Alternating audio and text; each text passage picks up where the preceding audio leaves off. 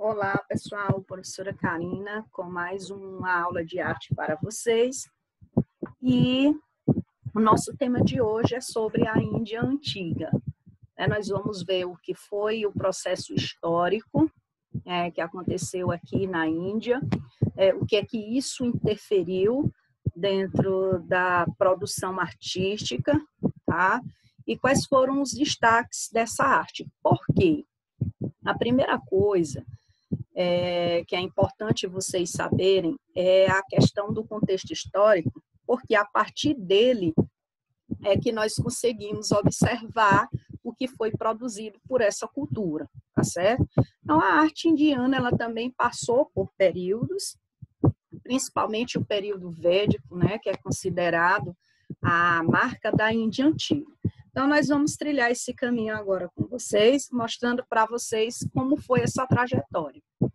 E a trajetória da civilização indiana, ela teve início em 3.300 a.C., período em que se encontram vestígios de um dos mais antigos centros urbanos, formados nas proximidades do rio Hindu.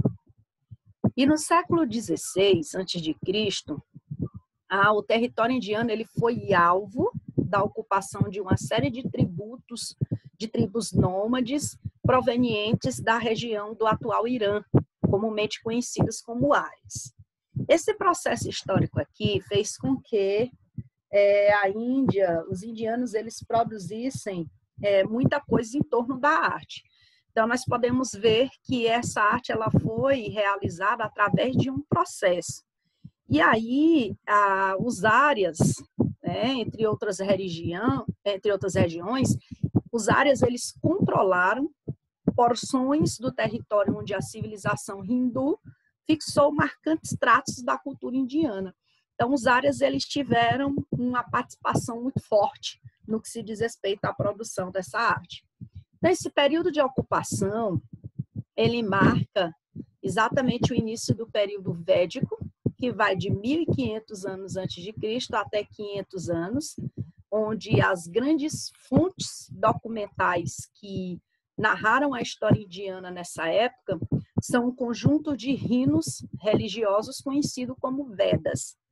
E esses hinos, eles foram escritos em sânscrito, onde eles se dividiram em 4 grandes partes, tá? E essas partes, elas têm esses nomes indianos que muitas vezes não é comum no nosso dia a dia, mas isso aqui fez com que também a produção artística ela aparecesse, né, de maneira variada.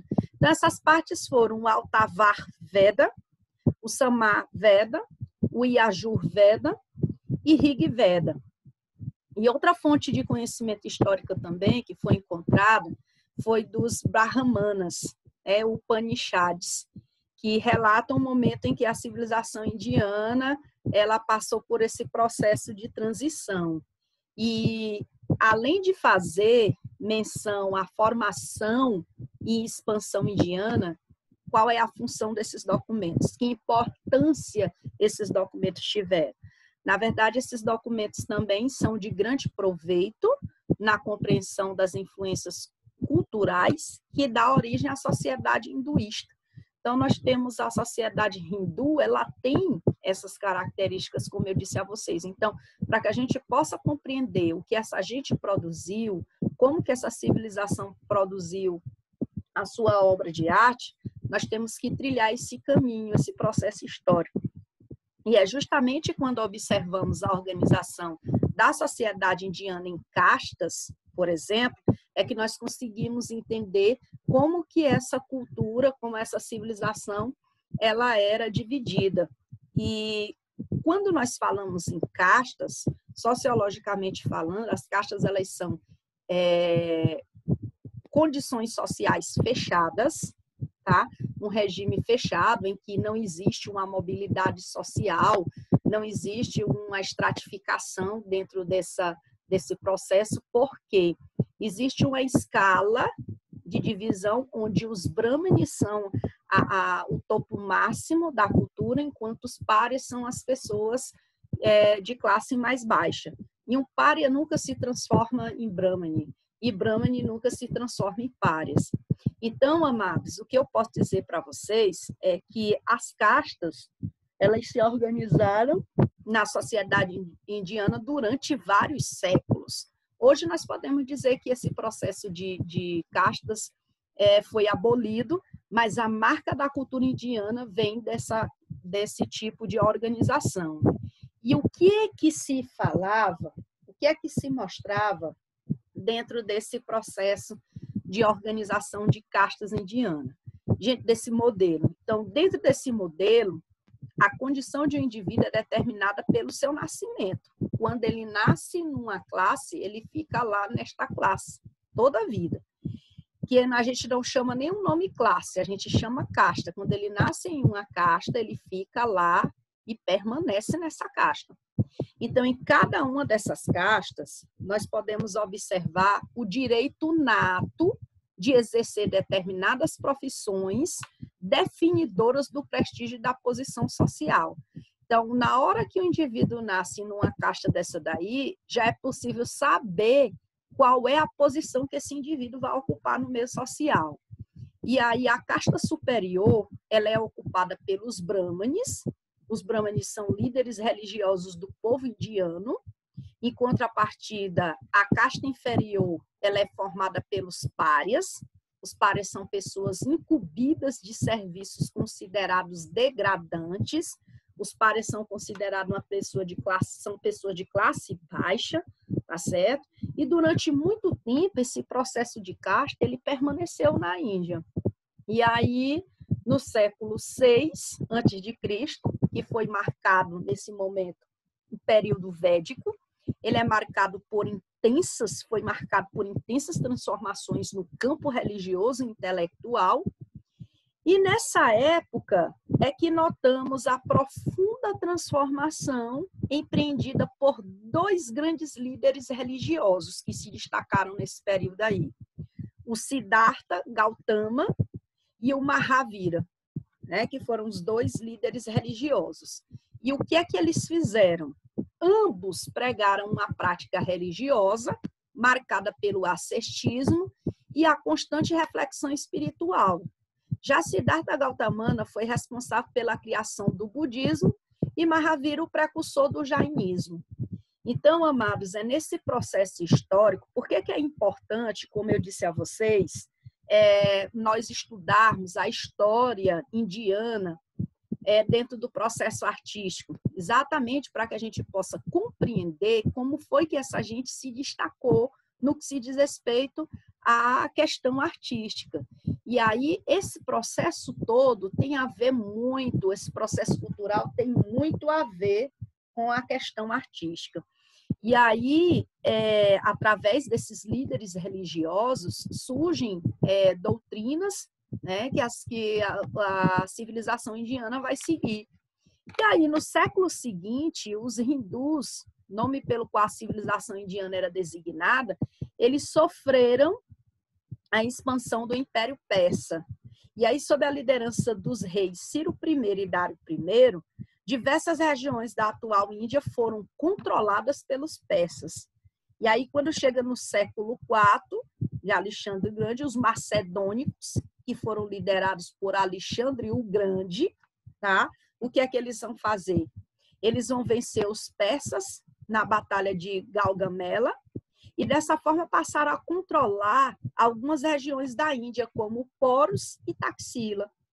E aí, depois de tudo isso, de todo esse processo histórico, houve a divisão dos territórios alexandrinos, né? Com essa divisão desses territórios alexandrinos, um novo império viria a se consolidar na Índia, que era o Império Maurya, inicialmente liderados por Chandragupta Maurya, e os Mauryas, como ficaram conhecidos, eles expulsaram os gregos do território indiano, exercendo o controle sobre o território de Magadha.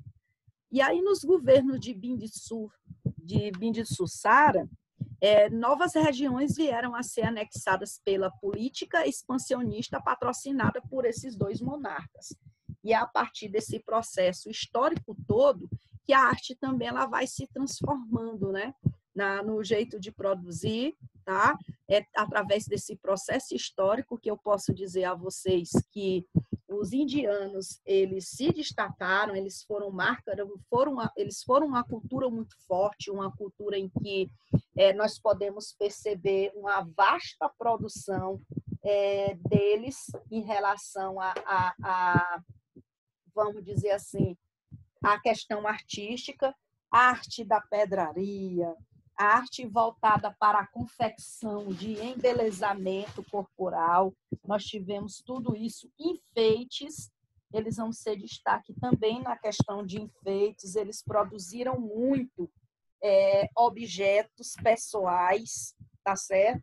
E aí, gente, como eu disse a vocês, a arte indiana, ela é valorizada a partir desses processos, né? Dessa questão, a história da Índia é muito forte e a sua produção artística, como eu disse a vocês, ela tem muito a ver com esse processo, com esse cenário histórico. Então, nós, para estudarmos uma civilização, é necessário que nós façamos toda uma observação sobre aquilo que foi produzido em cada local para que a gente entenda esse processo. Então, os índios, eles fizeram formas sensuais para celebrar a vida, produziram esculturas em alto relevo envolvendo as pegadas de Buda. Eles produziram adornos, que são os enfeites corporais. E em cada período indiano, nós podemos ver que a sua produção mudou. Então, pilares de pedra, a forma das construções, a questão do Império Maurya.